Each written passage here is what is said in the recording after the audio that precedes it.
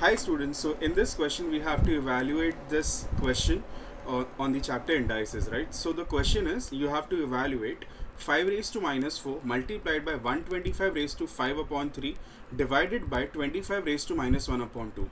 Now if you check this question, each and every part of this question is somewhere in the form of a multiple of 5, right? So 5 is definitely a multiple of 5, 125 is a multiple of 5, 25 is also a multiple of 5. So let's start with the solution, everyone. Okay, so let's start with the solution.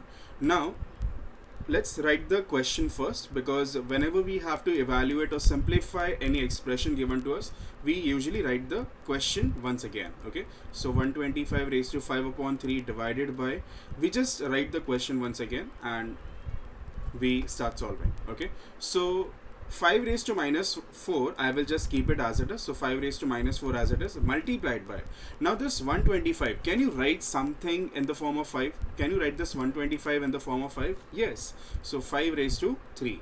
So 125, I have written it down as 5 raised to 3, the whole raised to 5 upon 3, right?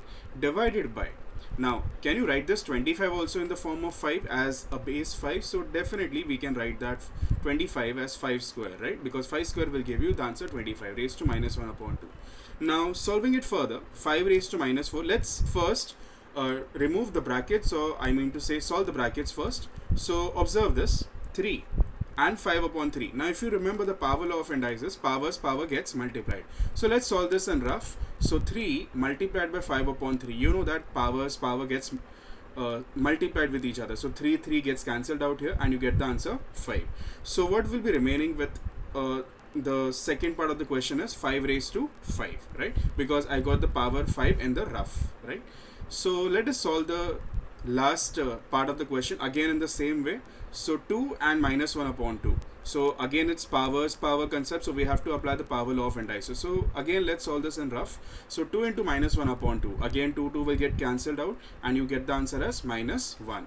So how will you write this? Divided by 5 raised to, now I got the answer for this in rough as minus 1, right? So if you observe, first part of the question, second part, third part, all have the same base and there are different signs between them. So let's go as per the BODMAS rule.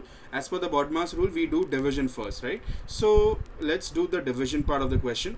Even if you do the multiplication part, you're going to get the same answer in this case, okay? But let's go with the division or the I mean to say the BODMAS rule, so where division comes first. So 5 raised to minus 4 multiplied by, now if you check this, the bases are equal, there is a division sign in between them, so the powers get subtracted from each other, right? The quotient law of indices. So 5 raised to 5 minus of minus 1, right? The powers get subtracted, but make sure that you do not change the original signs of the given indices or the exponents in this case, right? So solving it this further, what will you get as the answers? So 5 raised to minus 4, I just keep it as it is, multiplied by. Now solving this together, minus of minus gives you a single sign, the plus sign. So 5 plus 1, the answer is what? 6. So let's write that. So into 5 raised to 6, right? Now it's going to be very easy. You all can see that the bases are equal and there is a division, the multiplication sign in between them. So the powers will get what? Added to each other. So we'll write the base as 1 only, okay? 1 base, common base, minus 4 plus 6, because we have to add the powers because of the product law of indices, which states that bases are equal, multiplication sign in between, add the powers, is equal to 5 raised to, now what is the answer of minus 4 plus 6? The answer is 2.